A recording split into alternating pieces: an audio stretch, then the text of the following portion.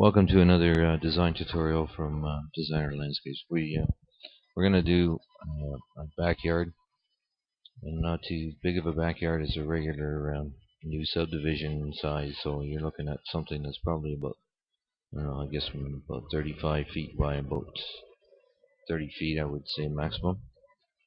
So here we have what would be the outline of the house. Let me clean that up a little bit. You have the house here. This would be a window. This would be like the patio door and another window, and then coming from the front yard into the backyard here.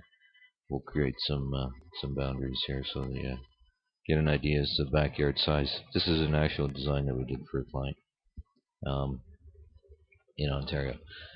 So you can see it's not a very big backyard, and we'll give you some sort of a sense of the scope of it as we draw things out. But this would be a typical fence line area here.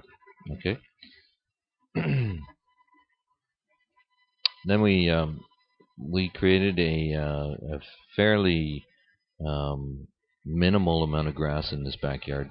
I'm not a fan of removing grass altogether. I think that grass has a place in the landscape, and you know, it's just like carpet in a house. You do need some just to kind of separate things a little bit. But anyways, we created a kind of a formal patio. You can see the lines are all pretty standard and straight. There's no round lines in this particular patio. It was created to have an outdoor kitchen with a bit of a pergola on it, and the client also wanted to have a spot for a hot tub, which we created in this little corner here. So again, there's not much room. As you see, once we start placing things on here, this hot tub here would be like a 7-foot hot tub, just to kind of give you an idea as to the size of the property as well. And here we have a table and a set of chairs, so this would be like a 6 dining area set of tables and chairs. I'm going to add some stone. For this setting, we used a tumbled stone, tumbled paver. It looks very nice, and we also added a soldier course here as well. We started to soften up the lines a little bit and added a couple of urns just to add a little bit of character to the patio as well. When we talk about softening up the lines somewhat, this is the shape of what would be the new flower beds. So this area here we have just a regular grass. All right, just again something to separate the hard from the softscape. All right, and now we're going to add some plant material.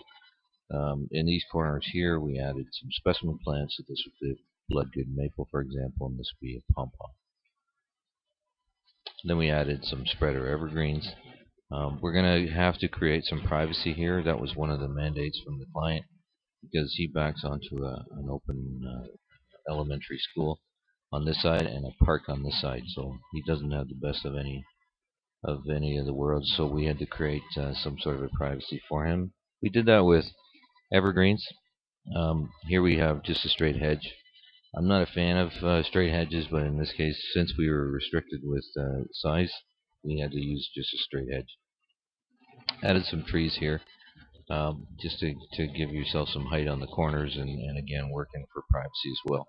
These are going to fill in eventually, so he's going to have a lot more privacy come down the road.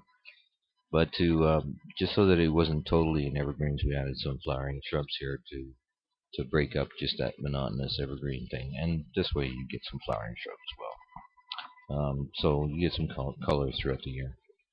So this created quite a nice barrier between him and the park, and him and the elementary school. We had some open spaces left over. With those open spaces, we added some perennials just to fill the gardens in a little bit, ornamental grasses as well, instant privacy, and very economical. Then we added the names to the plant material, and we also have a little pergola that could go over top of a what would be an eating area. And that's your backyard. Hope you enjoy it and hope you can use it. Thanks for tuning into Your Designer Landscapes.